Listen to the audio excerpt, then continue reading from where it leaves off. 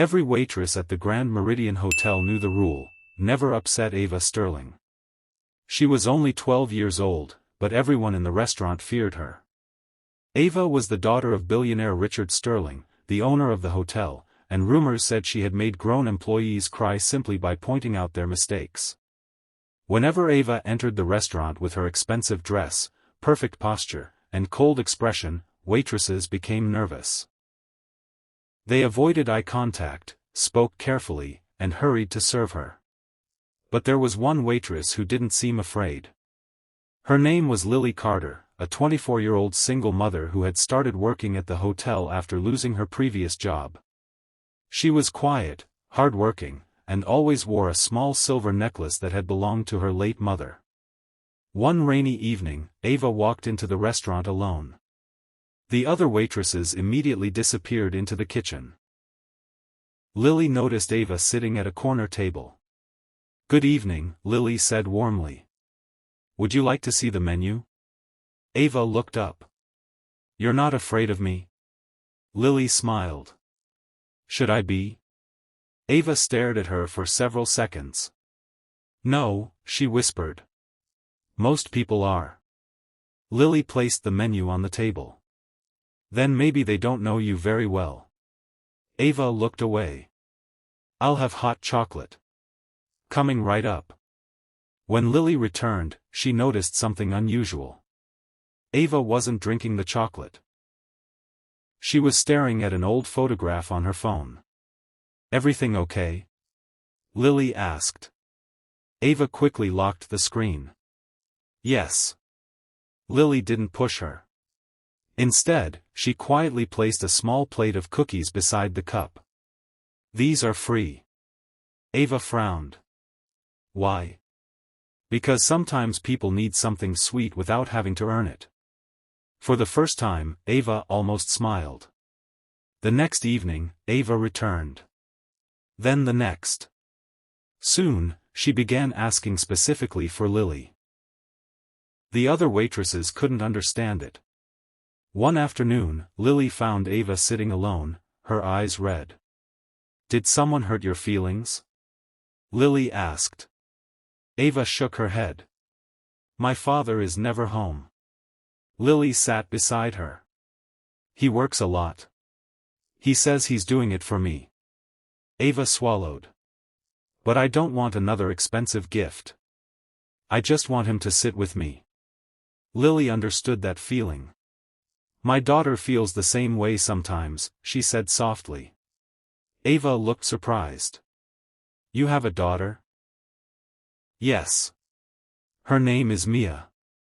"Where is she?" "At home with my neighbor." Ava looked down at Lily's necklace. "What's that?" Lily touched the silver pendant. "My mother gave it to me before she died." Ava stared at it. "What does the name mean?" Lily's fingers froze. There was a tiny engraving on the back. "Elizabeth." Ava's face suddenly changed. "Your mother's name was Elizabeth?" "Yes." Ava stood up so quickly that her chair nearly fell. "What's your full name?" "Lily Elizabeth Carter." Ava's eyes widened. "Carter?" "Yes." "Why?" Ava pulled out her phone and opened the photograph she had been hiding. It showed a young woman standing beside a little girl. Lily's breath stopped. The woman in the photograph was her mother. And the little girl was Lily. "How do you have that?" Lily whispered. Ava's hands trembled. "Because my grandmother gave it to me." Lily couldn't speak. Then Ava revealed the secret she had carried for years. "My grandmother's name was Elizabeth Carter." Lily stepped backward. "That can't be possible." Ava shook her head. "My father told me she disappeared when he was young. He said she had another daughter." Lily stared at the photograph again. She remembered the stories her mother had told her about a wealthy family she had been separated from after a terrible argument. Lily had always thought they were only old memories. But now everything made sense. Ava wasn't just the billionaire's daughter. She was Lily's niece. Lily covered her mouth as tears filled her eyes. Ava began crying too. I was scared to tell anyone, she said. Everyone says I'm difficult. They think I'm cruel. Lily knelt beside her. You're not cruel. I am. No, Lily whispered. You're lonely. Ava suddenly hugged her.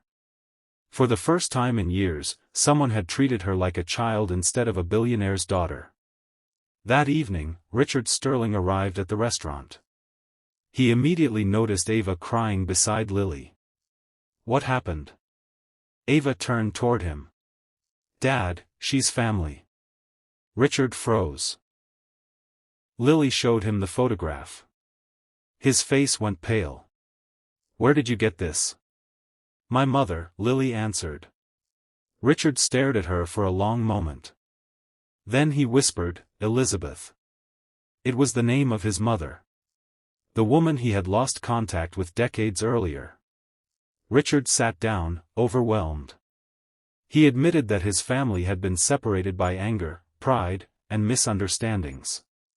He had spent years believing his sister was gone forever. Lily had never known that her mother had been searching for him. And Ava had never known that the waitress she trusted was her cousin's daughter. The next morning, something unexpected happened. Richard walked into the restaurant and stood in front of every employee. I owe Lily an apology, he said. Everyone became silent. I built a company worth billions, but I failed to recognize the value of kindness standing right in front of me. He turned toward Lily. You treated my daughter like a human being when everyone else treated her like a threat. Then he offered Lily a management position at the hotel. Lily shook her head.